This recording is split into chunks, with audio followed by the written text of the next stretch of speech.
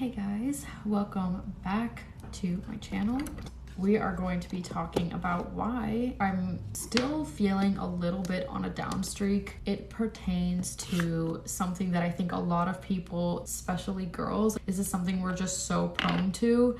I've not talked about this on my page yet. I figured why not? So I have always struggled with my self-image, appearance, body, whatever. I will say that I've gotten much better, but sometimes with confidence, anything pertaining to self-love really, everything is kind of like up and down. You're gonna have some great days, you're gonna have some great periods, you're gonna have some bad days.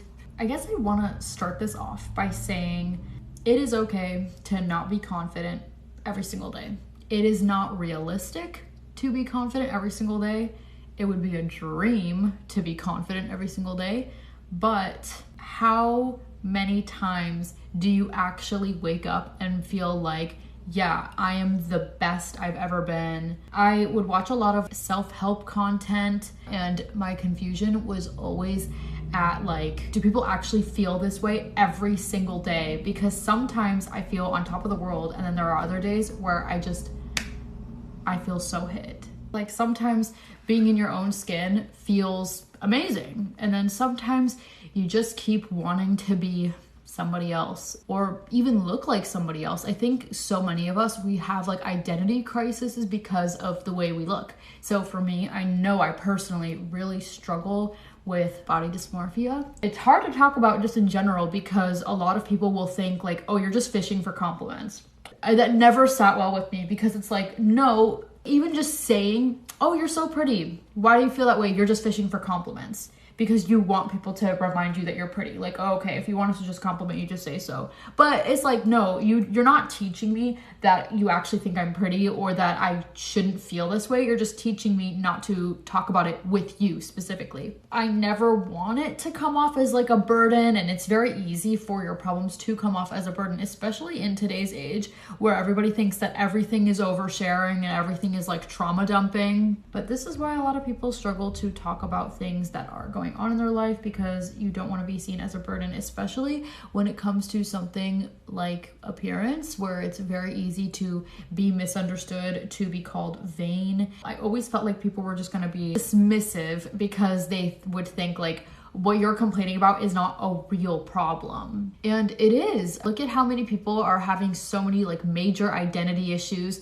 People don't know who they are. I really thought of this when I saw a video about like looks maxing, and I was like, yeah, this is actually so wonderful because it's teaching girls how to beautify themselves by maximizing who you already are, instead of looking at somebody else and being like, oh, I want to just look like so-and-so, which is something that I struggled with a lot in my self-acceptance in terms of appearance journey. When I was younger, I hated so many things about the way I looked. Instead of learning how to just accept that and love that, I would tear everything I had down and wish I looked like somebody else.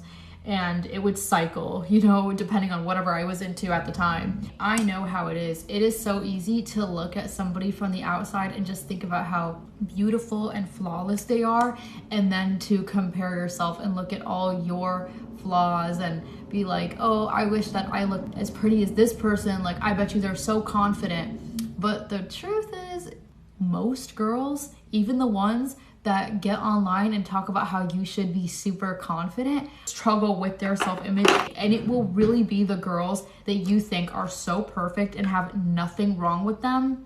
I don't want to say that should make you feel better, but at the same time, it should get you to a place of like, oh, okay, it's not just me. Literally everybody feels this way. And no matter what I looked like, I was gonna have these thoughts. I was gonna have these feelings. Even people like Kim K was using filters on a live stream. Even those people that are so beautiful, that are like known for their beauty, you know, whether you think they're beautiful or not, that's personal to you. But those people who are titled to be pinnacles of beauty, even they tear themselves down. we as normal people don't have the access that those people have to things to make them appear more beautiful. By the way, this is not a anti-procedure video. I've had some work done myself, so I'm not gonna sit here and preach self-love and you should just not compare yourself to these girls like while hypocritically like having work done to my face. Not at all. But I guess that's even better that I have, because I can truly and wholeheartedly say to you, getting work done is not going to fix your problems. It will help temporarily. It will help with the specific thing that you fix or change, or however you want to phrase it, but there will be something else. Even as somebody who has had plastic surgery, I am plastic surgery positive, but even I agree that with the sentiment that plastic surgery can be very addicting. I have not gotten more than one plastic surgery procedure done, but even me, I'm constantly like thinking about wanting to get more, or like what's next. And I think that in itself is a form of addiction. It's just I have not yet had the means to do those things, but if I did, I would. So all that to say, if you are somebody who has never had anything done, or if you look up to people who have had a lot of work done and you're probably comparing yourself and thinking, oh, she probably feels so confident and she knows she's that girl and she can just wake up and go, no, it doesn't exist. At least not to the level that you think it does. I've actually personally found that with myself, the more that I would talk about like be confident and love yourself was actually the times that I was struggling the most. And it was almost like I was talking to myself to hype myself up. So that's why I don't think that that content is bad, but I do think that you just need to understand that when somebody is saying that on the other side of the screen, just know they have their own internal battles. One thing that was always really weird for me was looking at myself in the mirror, because I was always afraid that what I was going to see in the mirror did not match the image of me that I had in my head. And I don't really know to this day if it was because I just had not accepted what I looked like in the mirror, or did I look better than I thought? Like, was I just overly harsh on myself? Because, you know, sometimes you look in the mirror when you think you look really good, and then you're like, I look crazy. Like, who let me walk out of the house looking like this? And then sometimes you get a look at yourself in the mirror, and you're like, oh, wow, I look so good today. Why didn't I feel like I looked this good? So when I get down in the dumps, I naturally will lose my appetite. It completely goes away. Nothing brings me joy anymore. And I love food. I'm a foodie. So for me, like, the joy of any of those things completely goes away. And I ended up losing so much weight. I was like 89 pounds when I was in high school. So I wanted to preface the fact that, you know, my dad has a mental illness, and that was why I was super depressed. Yes, that was genuinely the reason why I lost a lot of weight. Nothing started out as a body image issue for me until people started to hyperfixate on the way that I looked. Now, it was usually never good. It was always pretty bad, but for me, I was kind of used to it because people in my school were always making fun of me for being super skinny. I've got a big chest, naturally, and it drives me insane. But I used to get made fun of all the time for being stick skinny but having a bigger chest, but that didn't drive me to like want to lose weight or anything like that. So naturally, you go to the doctor, and there would be those little questionnaires about like your mood and like your household and like, do you feel safe where you are? And I would obviously lie because I came from a family where talking about your problems was the biggest, fattest no-no. No shocker there. I've been pretty open about my Middle Eastern background, and if you yourself are watching this and you are Middle Eastern, you already know what I'm talking about. Now, at the time, I was also dating my first boyfriend, and my first boyfriend experience was a terrible one. I got pretty unlucky. He was a nightmare, but that's not what this video is about. So anyways, I was dating him, so a lot was going on. I was dealing with my unstable parent at home who was severely mentally ill and who was very intense, might I add. And I was dealing with this insufferable, horrible partner at 16 who was too old for me. So I was dealing with this, and so I go to the doctor, right? You know, they weighed me and they were like, okay, girly pop, you are severely underweight. What's going on? I was in a weird place because I couldn't tell them, oh, I'm sad because of my dad. I also couldn't say, oh, I'm sad because I have like a toxic relationship because my parents, we were not allowed to have boyfriends. Everything was a lie. Like I couldn't tell the truth to literally anybody. I would just deny, and I would say, oh, you know, I just forget to eat. But the more that I got this attention about the way that my body looked, it almost scratched this really weird itch in my brain, and I almost started to like it. And I'm so embarrassed to say that, but it's true, because that was the only way that I got anybody commenting on things that I even did, even though it wasn't good attention. People were commenting that I looked sick. People were like, you need to force yourself to eat and you need to do this. And I'm like, even though I sickly enjoyed that attention, even I knew, I was like, no, okay, like I am going to try to force myself to eat, because I at least really wanted to be present for my friends who were genuinely worried about me. And I would try and it would still not work. All these things are very nuanced and very complicated. A lot of things can be true at once.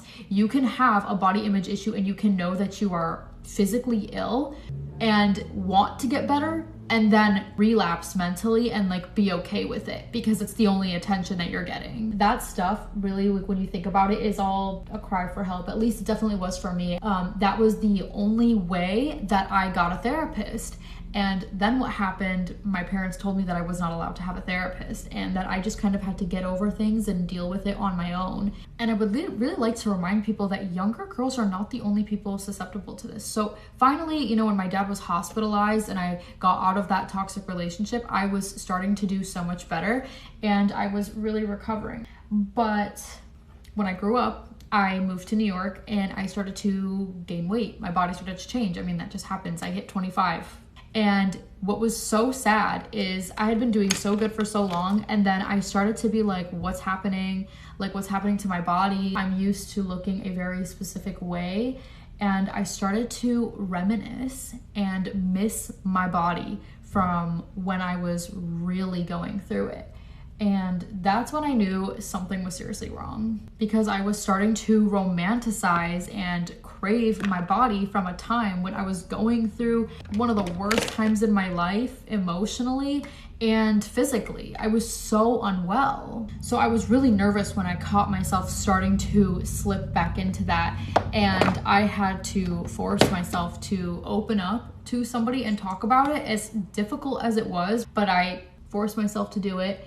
Basically, the plan was, whatever you do, don't step on a scale. That kind of helped for sure, but I think it didn't take away the fact that I could still see with my own two eyes that I was dealing with a different body, and I was not thinking about the benefits of my body changing the way that it did.